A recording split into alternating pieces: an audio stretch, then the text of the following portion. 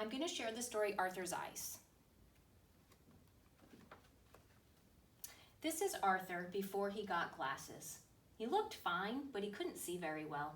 Sometimes he got headaches. So I just read some words. I'm going to add that to my salad. Ugh, you know what I'm thinking? This might be his big problem in the story, that he can't see things.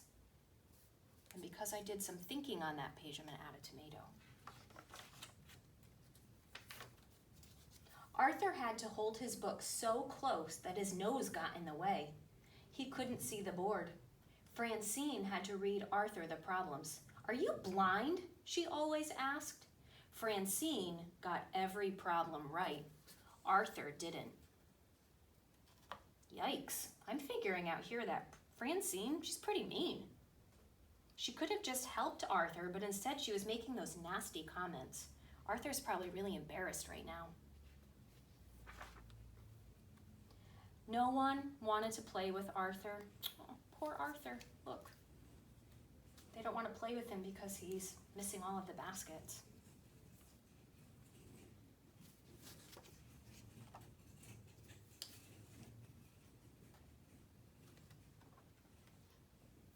Arthur's father and mother took him to the optometrist.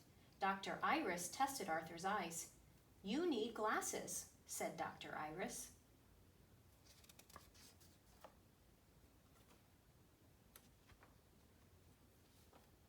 Arthur tried on all kinds of frames. He chose the ones he liked best. "You look very handsome in your new glasses," said his father. "Everything looks clearer," said Arthur. His mother told him he looked very smart. I bet Arthur is feeling really excited about having glasses. Now he's going to be able to see books and he'll be able to see the board at school. And his mom and dad said he looks really smart and handsome.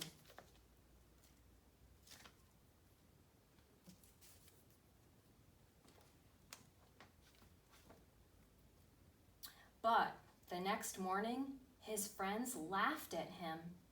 Francine called him Four Eyes. "Sissy," shouted Buster. None of Arthur's friends wore glasses. Ooh, Arthur's friends are being so disrespectful. Look at, they're drawing pictures of him. Silly pictures with his glasses. They're shouting things at him and laughing at him. Oh.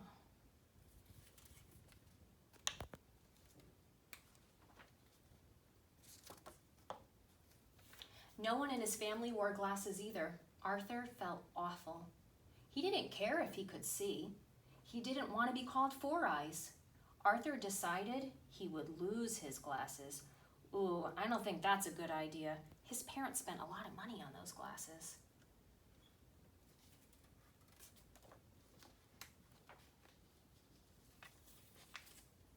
Arthur put his shirt in the laundry.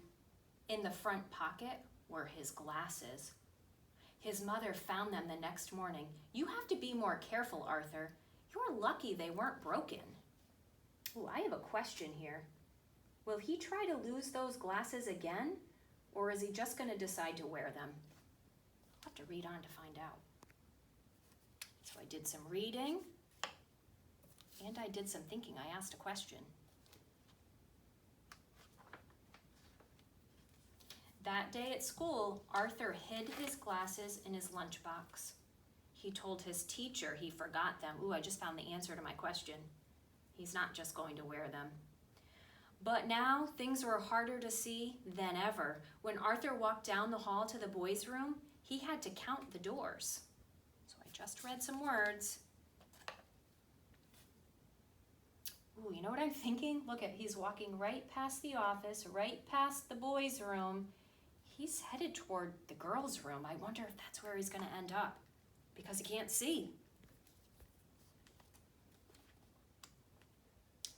He opened the door. Francine was talking. What was Francine doing in the boys' room? "Get out of here!" screamed Francine. "This is the girls' room." Uh-oh.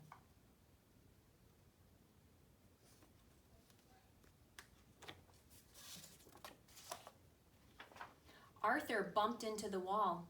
He couldn't find the door. Now all the girls were screaming. Out in the hall, doors opened, teachers ran out. The principal appeared. Everyone was looking at Arthur. Arthur turned red. He wanted to hide. The principal took Arthur to his office. How embarrassing. I wonder if Arthur's going to be in really big trouble now.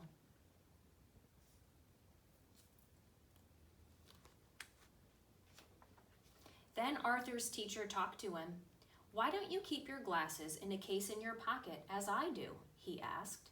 "You wear glasses?" asked Arthur. "Yes, for reading," said his teacher.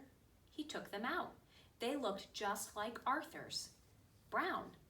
Suddenly, Arthur felt better. So I just read that page. Add that to my salad.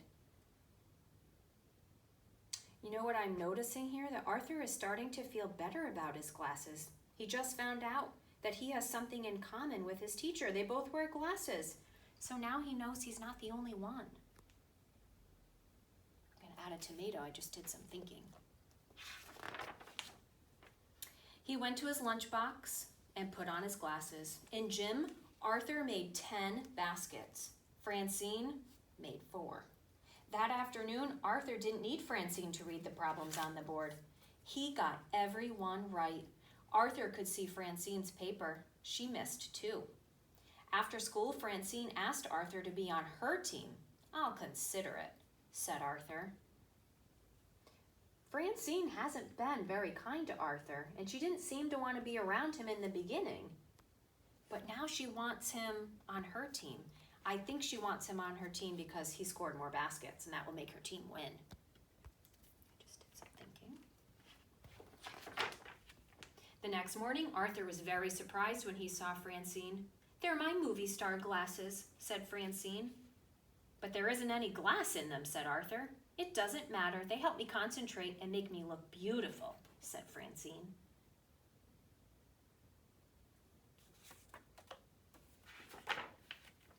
That afternoon, a photographer took the class picture. "Just a minute," said Arthur. He took out his glasses. He carefully polished them and put them on. "Everyone ready?" asked the photographer. "Wait," said Francine. She ran to get her purse.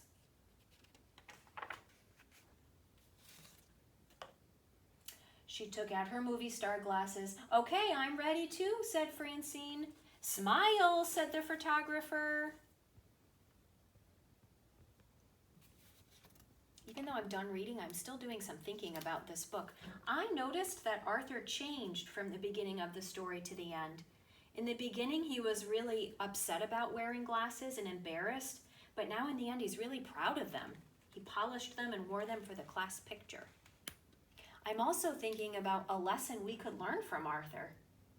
I think this book is teaching us that it's okay to be different and we should be proud of who we are. So now, boys and girls, let's take a look at our reading salad that we have here. Remember, the green lettuce, those are all of the words that we read. So you can see, we did read a lot of pages in that story. But real reading is also thinking about the story, asking questions, noticing how the characters are behaving. You might think about the problem or how the character's feelings are changing. We even thought about the lesson that the character learned. So all of those tomatoes, look at, there's some in the bottom too. That's all of the thinking we did. So today and every day, as you're reading your books at home or at school, you want to make sure you're doing real reading, reading the words and thinking about the book.